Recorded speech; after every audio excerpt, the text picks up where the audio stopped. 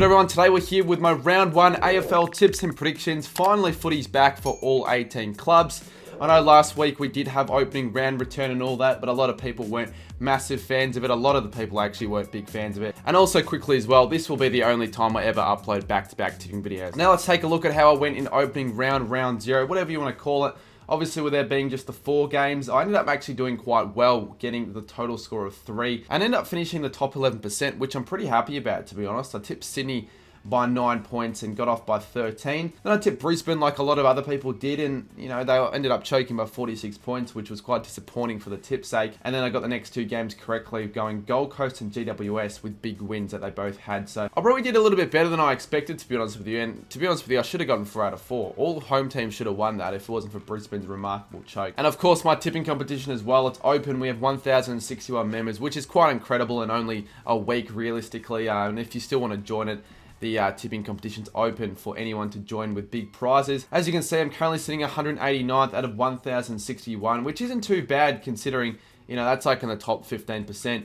And the person who's currently sitting at number 1 spot, we have Carlton CC, and as you can see, they have a score of 9, and I know you might be wondering how could they be on 9 if there are only 4 games. Well, for starters, they tipped every game correct, which gives them an extra point. If you get a perfect round, you get an extra point from a comp. And they also used a joker, which I think is quite dumb. I don't know why you'd use a joker in a 4-game round where you get the double points. So even though he wasted his joker, I guess he made the most of it considering he did get a perfect round and he really couldn't have done any better. So Carlton CC in the lead with 9 correct and a margin of 13. We had quite a few people also get a correct score as well, getting an extra point. We've got Will Arnott in the top 10. Skipper is there as well. Quite a lot of Carlton fans also, and then a few people here getting 2 correct with their joker points. Remember also, I've got a fantasy league that you guys can join, which will be starting round 1. So if you haven't made your teams yet, you've got a couple days to do so. So feel free to join that league as well as my tipping comp. Those are my tips for round 0, and let's quickly go through my big call punishments. So starting off for the first game in Sydney v Melbourne, I said that we see 10 or more lead changes throughout the game, and we only ended up seeing 5. So I was a bit off with that one. It wasn't the best start. Brisbane v Carlton, I said that there'd be 5 or more consecutive goals scored by the Lions, and I got up in that first quarter when they went on that big surge. Obviously, Carlton also got 5 or more consecutive goals, but for the round, I only need to get 1 correct, so already I get to avoid the punishment. We'll go through the other 2 as well. I said in Gold Coast, Richmond, the Suns will lead by 20 or more at quarter time, and I think they led by around 28. And then the last game, GWS v Collingwood, I said Toby Green would score 5 more goals. He only scored the 1, but 2 out of 4 in the opening round is actually a pretty good start for my big calls. I know the one that got the most like was Graz's, which was for me to go into Coles and pretty much just be an idiot, sneak into the staff room until I get kicked out. So I'm really glad I didn't have to do that. And I know I said I was going to spin a wheel to see how many big calls I had to get right for this week. I forgot to do that on stream. So just for round 1, let's just keep it traditional. 3 big calls I got to get for this week. All right, well, beginning my round 1 tips, we've got on Thursday night, the first game of the MCG, Carlton taking on Richmond, the game that pretty much everyone wanted to see as the first game of the season. And historically in these fixtures, it's been Richmond that have been the more superior side, always getting the wins. But as of late, Carlton have slowly started to become more of a competitive side, and Richmond, I would say now, are declining, and at the moment, I think this is the first time where Carlton are the clear favourites heading into a fixture like this, and for right reasons, because Carlton were super impressive on Friday night, knocking off the Lions after being down by as much as 46 points. They looked absolutely out of it. Curnow sparked them with 4 goals. Obviously, Harry Mackay, the 3 and the match winner. And that was the first time that the Blues actually beat the Lions at the Gabba in over 10 years. And also ending the Lions' Gabba streak of like 16, 17 wins. So overall, just a massive win for Carlton, which is going to give them heaps of confidence heading into the rest of the season. And I think they're probably going to definitely be locked for top 4 if they keep playing that way.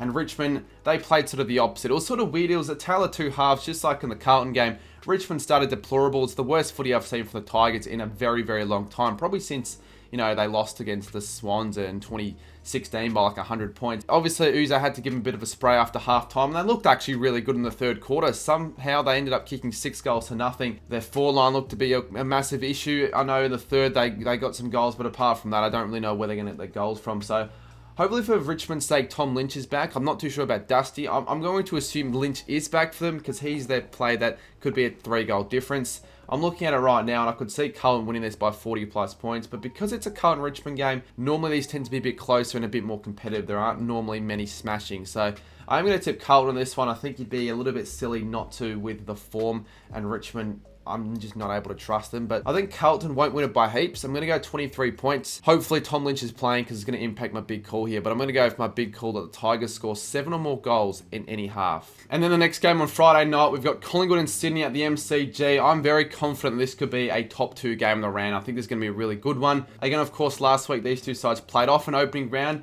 Collingwood, the reigning premiers, just were a bit disappointing, to be honest, flat against the Giants. I thought bits and pieces, they were good. I think overall, just defensively, they were down, and a lot of their key plays just weren't 100% there, particularly defensively, but also up forward, their accuracy was a bit off as well. Sydney, on the other hand, they definitely show the competition that they are contended for this season. Without a couple key plays, such as Parker and Mills, and they still ended up getting the job done thanks to a really strong second half, particularly at last quarter. I think they kicked 5 in a row. Henny was massive in the midfield. Brody Grundy in new colours. This is going to be massive because this is against his former side. He played phenomenal, and I think that he can back it up against Collingwood here, considering, it's against his former side. He plays at the MCG. He knows that ground well. Clearly heading into this one, Collingwood should be the favourites, unveiling their flag at the MCG, back at home with their fans. But this is a game I think City can definitely pinch. They have the capabilities of playing really good footy against the top sides and perhaps knocking him off, to be honest. I think Grundy could have another big game and dominate over Collingwood's ruckman. The issue, I guess, could be the midfield. I think Collingwood's midfield is a little bit stronger than Sydney's, but Heaney, if he can play there again, and then up forward as well, I think it's going to be a really defensive game of footy. Sydney carry the momentum of their opening round win. Collingwood still have the rattles after that game. I think it's going to take a little bit of time for them to get fully back into gear. So I think Collingwood definitely gettable here. I am going to this game. I'm expecting a really high quality game of footy, and I think we're going to get it with an upset and Sydney win it by 9 points. My big call, the combined scores in this game will be 145 or less. With a Saturday game, Saturday afternoon, we've got Essendon and Hawthorn at the MCG. This has the potential of also being a half decent game as well. These two sides, I don't think will make finals at all. They're not going to be playing finals footy in my opinion. And this is the first time we're seeing fresh new sides this season play footy. Hawthorn are definitely a much stronger side than what they were last year in this same fixture, although I still think Essendon should be expecting to win this game, particularly given the fact that Hawthorn have a lot of outs defensively to start off the year, and I think that's going to hurt them a little bit. I think Essendon should be able to take advantage and hopefully for them put on a big score over 100. Hawthorn, they do have their forward line. They do have a really exciting young midfield, and we saw that on display in the practice games. But again, in the practice games, we saw them get dominated by the Dogs up forward. So I think Hawthorn in this game could start off well, but I think over time, Essendon, they're going to run out of legs, the Hawks. Essendon just going to take control and score pretty heavily. I think Essendon could win this game big. It could be close, but I just expect Bombers, realistically, if they're good enough and they want to compete, these are the games I have to win. So the MCG, this could be a good game, but I'm going to have the Bombers to win this one by 27 points. My big call that the Bombers win after trailing by as much as 20 or more points. And Saturday afternoon, we have GWS take on North Melbourne at NG Stadium, the new name, the rubbish name, to be honest with you. And I feel a little bit bad for North here because their first game is up against arguably the premiership favourites, a side that GWS obviously last week were brilliant, the way they played, the way they controlled the game for the most part, and just made Collingwood look a little bit silly. Their forward line looks really dangerous. The fact that they can score over 17 goals against the Collingwood side without Toby Green playing that well. Callum Brown kicked 5. Daniels kicked 4. I think Hogan also kicked 4. So just massive contributors at the moment for the Giants. And then the midfield, they were strong as well. Down defence, they were strong. They're arguably the premiership favourites. They're looking really, really solid, the Giants. Unfortunately for North, I think they could have an okay season. But I feel like for these bottom sides, it's best to give them some easier fixtures so they can sort of prove their potential, because it's hard to do that against a really strong side. And I think they're going to continue their momentum. And they just want to prove to the competition that they want to take things seriously this year and not take it easy. So I think North, they'll be all right. They'll try and compete. I think anything under a 10-goal loss for them will be a win. But ultimately, GWS look really strong. And I think this could be a big win for them if they try. And I think they will try. And I'm going to go a 56-point win for the Giants. However, my big call, North will win at least 1/4. Next up, we've got a massive game on the Saturday night. We've got the Cats take on the Saints at GMHBA Stadium. I'm really looking forward to this one. I think ultimately the Saints will be the better side over Geelong this year, but this game's going to be played at GMHBA Stadium. The first game for them under the new renovated stadium as well, which will make things more difficult. And obviously St Kilda, we never play well at GMHBA. Every single year, every time we play there, we seem to get smashed.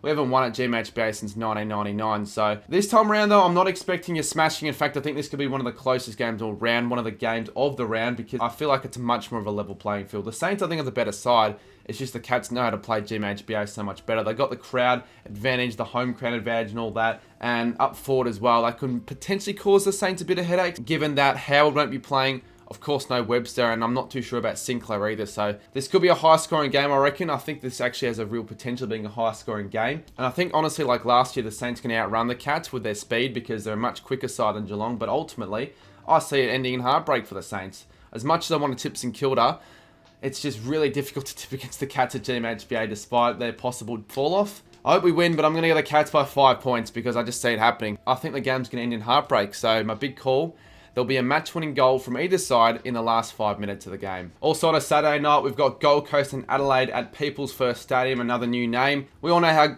impressive the Suns were on the weekend against Richmond. That first quarter, they waltzed through the middle. They just did everything they pleased, honestly. Up forward, they had players like Matt Roses kicking 4, Ben King kicked 5, Lukosius was good, Power was good, obviously Matty Rao was good. Everyone for the Gold Coast contributed really well and positively, and I thought particularly in the first half as well. It just made things way too easy. Richmond just couldn't go anywhere near him.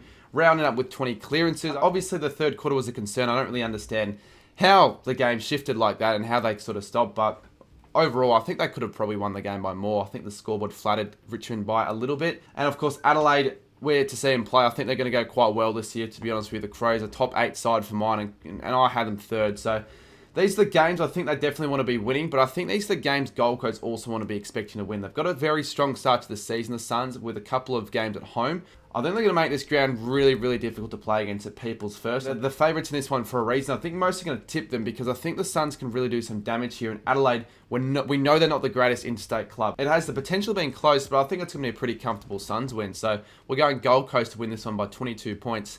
My big call, the Suns lead by 30 or more points at any stage during this game. Now, for the Sunday games, we start off with Melbourne and the Western Bulldogs at the MCG. Another game that I'm going to be heading to this round, so it's the third one.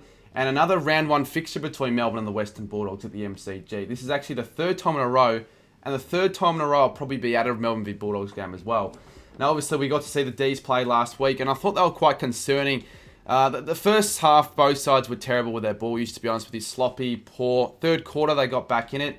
I thought it was honestly anyone's game, but Sydney just completely took control and seemed to want to win it more, honestly. Melbourne looked like they lacked a bit of hunger and a bit of desire. A lot of their key plays in the midfield, they were really poor with the ball, to be honest with you. Oliver obviously coming back, fair enough, but Petrarca, I know Viney was actually really good. He was probably their one positive. But for overall, yeah, Melbourne were quite disappointing, and I think that realistically they could actually drop off as we've predicted before the season started. I know Fritsch kicked 4, he was pretty good, but apart from that, yeah, Melbourne just weren't really up to it in this game, and I think the Dogs could capitalise and make the most of it. They looked pretty good in the pre-season game against Hawthorn.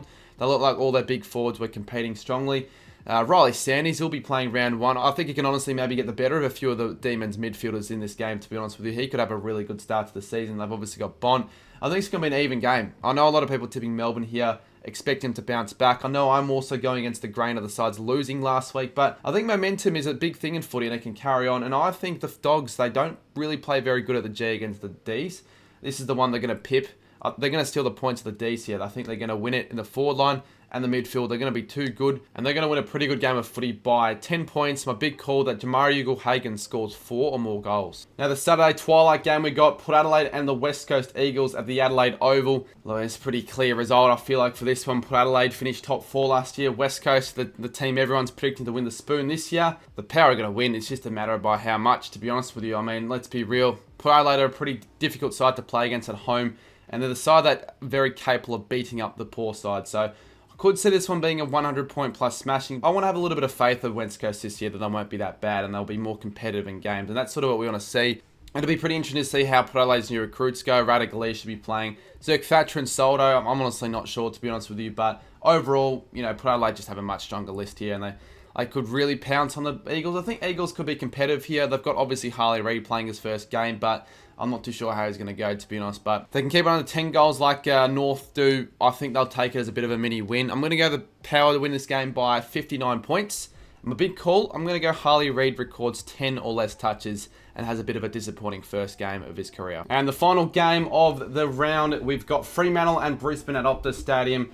The 6:50 PM time slot on the Sunday. And I think I might be streaming this game as well, so stay tuned as well for a possible second stream.